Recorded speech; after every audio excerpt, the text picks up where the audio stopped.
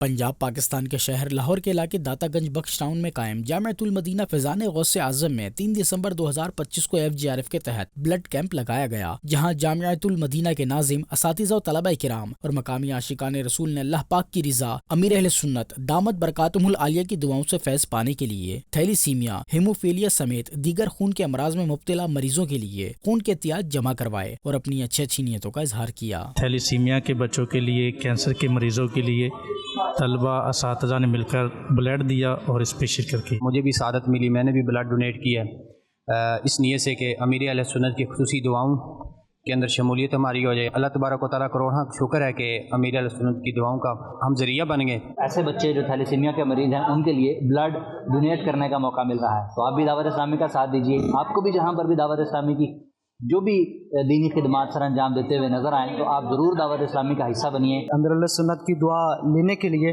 Blood دیا۔